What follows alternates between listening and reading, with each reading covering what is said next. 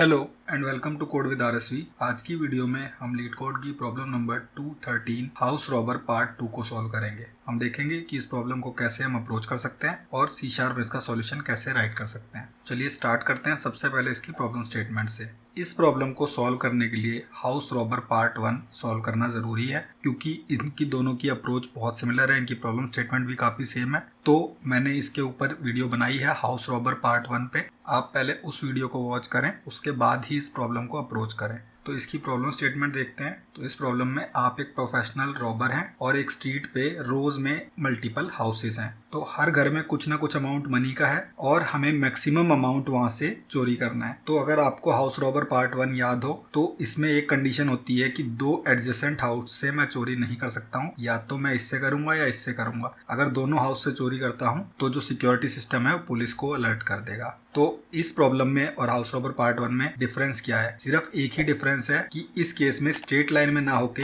ये एक सर्कल में कुछ इस तरीके से बने हुए हैं, यानी कि जो फर्स्ट हाउस है वो nth हाउस लास्ट वाले से कनेक्टेड है। तो मैं ये नहीं कर सकता कि मैं 1 से चोरी करूं या 3rd से चोरी करूं और फिर इससे आके चोरी करूं, क्योंकि ये भी दोनों भी आपस में कनेक्टेड है। तो अगर हाउस रॉबर पार्ट 1 की अप्रोच आपको याद हो तो उसमें हमने क्या किया था कि हमने इस चीज का एडवांटेज लिया था कि ये सारे एक लाइन में हैं और हमने एक तरफ से कैलकुलेशन करनी स्टार्ट की थी और हमने 0 वाले इंडेक्स पे जो भी वैल्यू थी वो यहाँ से रिटर्न कर दी थी। बट इसमें हम एग्जैक्टली सेम अप्रोच यूज नहीं कर सकते क्योंकि ये वाला भी पीछे से कनेक्टेड है। तो मुझे इस पे क्या विद आई और विदाउट आई जो हमने दो वैल्यूज निकाली थी कि इसको चूज करके और इसको बिना चूज करे जो दो वैल्यूज आएंगी वो हम कैसे निकालेंगे वो क्लियर नहीं है, क्योंकि विदाउट आई में हमने 0 लिया था और विद आई में हमने यहाँ पे इस नम्स आई की वैल्यू ली थी। तो इस केस में क्योंकि ये दोनों कनेक्टेड हैं तो मैं किस पॉइंट से स्टार्ट करूं वो क्लियर नहीं है। तो इसको देखते हैं कि हम कैसे ब्रेक डाउन कर सकते हैं। जैसे कि एग्जांपल लेता हूं मैं 1 2 3 1। अब इसमें ये दोनों कनेक्टेड हैं, ये मुझे पता है। तो अगर इसका एक्चुअल आउटपुट देखें तो 3 और 1 के साथ ये निकलेगा, क्योंकि 2 और 1 को मैं पिक कर सकता हूँ बट उनका आउटपुट 3 है। तो अब इसको अप्रोच कैसे करें? तो इसको अगर हम स्ट्रेट फॉरवर्ड देखें तो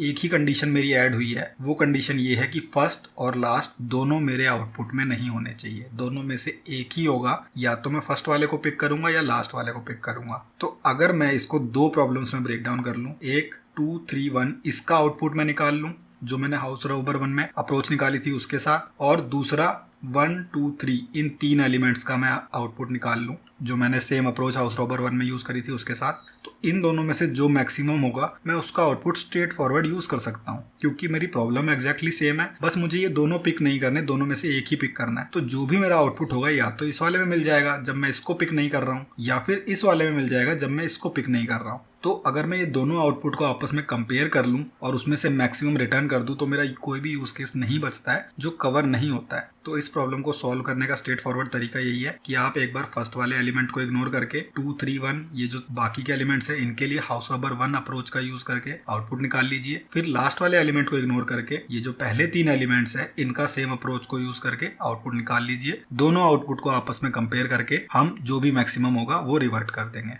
तो चलिए देखते हैं इस अप्रोच को हम कोड में कैसे इंप्लीमेंट कर सकते हैं। तो सबसे पहले जैसे मैंने 2 एरे उस केस में बनाए थे, मैं वो 2 एरे यहाँ बना लेता हूँ। ये मेरे दोनों एरे हो गए। और उसके बाद जो मेरा इंक्लूड करने वाला एरे है विद वाला, उसमें n-2 पे नम्स n-2 को कॉपी कर दूंगा। अगर आपको हाउस रॉबर 1 में याद हो तो मैंने n-1 पे सेम ऑपरेशन किया था, बट इस केस में हम n-2 पे करेंगे। लास्ट एलिमेंट को मैं यहाँ इग्नोर कर रहा हूँ और यहाँ पे लूप चला देंगे इन आई। इसकी वैल्यू भी अब पहले n-2 थी वहाँ पे, यहाँ पे n-3 हो जाएगी। i greater than equal to 0 i minus minus. अंदर का कोड बिल्कुल सेम रहेगा। नंबर में हमें विदाउट i प्लस 1 की वैल्यू डालनी है और सिमिलरली विदाउट वाले में मैक्स डालना है नेक्स्ट वाले एलिमेंट का, दोनों में से जो भी हो।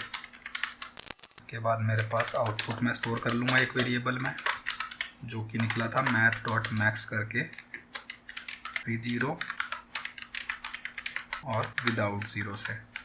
ये मेरा पहला अप्रोच से निकल गया। अब पहले एलिमेंट को इग्नोर करना है, यानी कि लास्ट के एलिमेंट्स देखने हैं। तो इस केस में यहाँ हो जाएगा n-1, यहाँ पे n-1, यहाँ पे n-2 और लूप में चलाऊंगा 1 तक ही, 0 तक नहीं चलाऊंगा। अंदर का कोड बिल्कुल सेम है, लॉजिक में कुछ चेंज नहीं आया है। math.max जब मैं निकाल रहा हूँ तो 1 एलिमेंट से निकालूंगा। तो ये मेरी ऊपर वाली वो अप्रोच है जब मैंने लास्ट एलिमेंट को इग्नोर करके शुरू के n-1 एलिमेंट्स का डाटा निकाला है, और ये मेरी वो अप्रोच है जहां पे मैंने फर्स्ट एलिमेंट को इग्नोर करा है और लास्ट के n-1 एलिमेंट्स का डाटा निकाला है। इसको स्टोर कर लिया y में और सिंपली रिटर्न कर दूंगा मैं यहाँ पे math.max x, y, जो भी दोनों में से ज्यादा है को रिटर्न कर देना है। इसको रन करके देख लेते हैं। ओके, स्पेलिंग मिस्टेक है यहाँ पे। तो मेरे यहाँ पे सारे केसेस एक्सेप्ट हो रहे हैं और इसको सबमिट करके देखें तो यहाँ पे मेरा एक कॉर्नर केस फेल हो रहा है जब एरे का साइज 0 है, यानी कि मेरी ये स्टेटमेंट फेल हो रही है। तो ये एक बहुत बेसिक केस है, मैं सीधा यहीं पे डाल सकता हूँ। इफ n == 1 है, यानी कि एक ही एलिमेंट है मेरे में, तो सीधा मैं रिटर्न कर दूंगा जो भी एलिमेंट है उसकी वैल्यू। अगर आपके एरे में एक ही एलिमेंट है, अगर घर ही एक है, तो मैं उसी घर से चोरी करूंगा। इसके साथ ही हमारा सॉल्यूशन यहाँ पे एक्सेप्ट हो गया है और इसकी टाइम कॉम्प्लेक्सिटी और स्पेस कॉम्प्लेक्सिटी दोनों ही O(n) है, सेम हाउस रॉबर की तरह। इस केस में भी हमने एरे लिए हैं ये जिनका साइज n है और हमने लूप भी दोनों सेपरेट चलाए हैं, कोई नेस्टेड लूपिंग नहीं हुई है। तो टाइम कॉम्प्लेक्सिटी, स्पेस कॉम्प्लेक्सिटी दोनों हमारी O(n) निकल रही है। तो अगर आपको ये वीडियो अच्छा लगा तो इसे लाइक करें और ऐसी और वीडियोज़ के लिए चैनल को सब्सक्राइब करें।